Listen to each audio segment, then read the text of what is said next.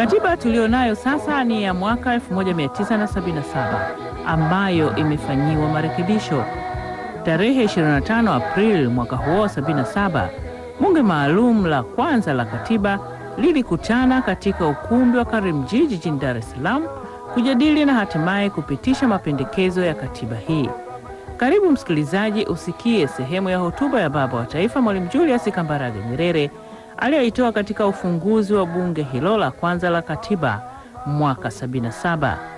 Kikubwa anachotuhusia Baba wa Taifa ni kuwa na imani na kuaminiana katika masuala makubwa kama haya ya kutunga katiba. Imani hujenga imani. Tumefika hapa kwa kuaminiana na tuendelee kuaminiana zaidi. Na huo ndio wosia wetu wa Baba kwa leo. Chama chetu kimeamua kwamba wakati umefika sasa wa kuwa na katiba ya kudumu badala ya katiba hii ya muda ambayo tunaitumia mpaka hivi sasa. Kutokana na uamuzi huo wa chama, serikali imetayarisha mswada wa katiba ya Tanzania. Sinia yangu kueleza kwa kirefu mapendekezo hayo, lakini ningependa kutaja mapendekezo mawili makubwa. Inapendekezwa kwamba Rais wa Jamhuri ya Muungano awe na makamu mmoja badala ya makamu wawili kama ilivyo hivi sasa, na kwamba Rais wa Jamhuri ya Muungano akichaguliwa kutoka sehemu moja ya muungano, makamu wake achaguliwe kutoka sehemu ya pili. Inapendekezwa pia kwamba tuwe na utaratibu ule ule au utaratibu unaofanana wa kuchagua au kuteua wabunge wa Jamhuri la Muungano. Tutaendelea kuwa na serikali mbili, serikali ya Zanzibar na serikali ya Muungano. Kwa ajili hiyo yako mapendekezo yanayohusu serikali ya Zanzibar. Baadhi ya mapendekezo hayo yanahusu utaratibu wa kumchagua kiongozi wa serikali ya Zanzibar na kutenganisha shughuli na uongozi wa serikali ya Zanzibar na shughuli za Jamhuri ya Muungano na uongozi wake. Napenda kusema tu kwamba mapendekezo ya katiba yaliyoletwa mbele ya wananchi yanadhihirisha uelewano na imani iliyojengeka katika nchi yetu katika muda wa miaka 13 iliyopita. Hatufanyi tena mambo ya kujaribu au ya muda katika shughuli zetu za muungano au katika utaratibu tunaotaka kuutumia kuendeshea jamhuri yetu. Mapendekezo haya ambayo kikao maalum cha katiba kinaomba kuyakubali yametayarishwa kwa mujibu wa sheria ya muungano kwa kusimamiwa na chama ambacho kwa mujibu wa katiba ndicho chenye mamlaka ya mwisho. Chama cha Mapinduzi kilitoa maelekezo ya mambo makubwa ya kutiwa katika katiba ya kudumu ya Jamhuri ya Muungano na aina ya mabadiliko ambayo yalipaswa kufanywa kutokana na katiba yetu ya muda. Baadaye ile tume ya watu 20 iliyotayarisha katiba ya chama iliteuliwa na rais kuwa tume ya katiba. Ikatayarisha mapendekezo haya kwa kinaganaga zaidi na halafu yakatiwa katika muundo huu wa kisheria na Wizara ya Sheria. Sasa ni kazi ya kikao maalum cha katiba kuyajadili mapendekezo hayo. Nina hakika kwamba sio kila pendekezo litampendeza kila mbunge na kila mwananchi. Mwingine atapenda pendekezo fulani lakini hatapenda jingine. Mwingine atasema kifungu kilichohitaji kubadilishwa kimeachwa na kilichostahili kuachwa kimependekezwa kubadilishwa.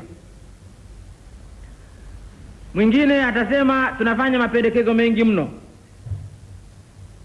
Mwingine atasema hatupendekezi mabadiliko mengi ya kutosha.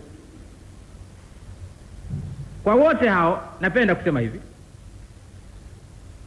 nchi kama yetu ni sawa na kijana mwenye afya na ambaye bado anakuwa. Katiba ya nchi ni sawa na vazi lake. Vazi tulilomshonea mtoto Tanzania sasa linabana. Tunaamini kwamba vazi hili tunalolileta litamtosha kijana Tanzania. Endapo baada ya miaka mingine mingi au michache vazi hili nalo litabana, sina shaka kwamba wenzetu watakaotufuata au sisi hawa tutampima tena na kumshonea vazi jingine.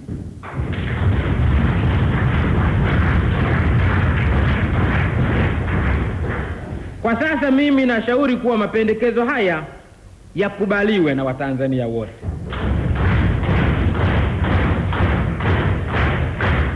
Nina hakika kwamba yakikubaliwa yakawa ndio msingi wa sheria zetu, basi sehemu mbili za muungano wetu zitakuwa zimekaribiana zaidi. Imani hujenga imani.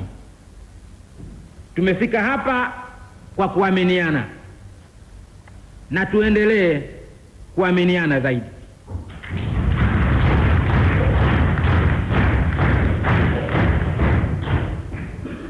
Kwa mujibu wa katiba ya nchi yetu, chama ndicho kinachoshika hatamu za uongozi wa nchi. Jambo hili linajulikana na linakubaliwa. Chama kina kazi 3 zilizoandikwa katika katiba. Kwanza, kinatamka kwa niaba ya wananchi wote lengo la Tanzania katika shughuli za maendeleo ya jamii, ya siasa na ya uchumi.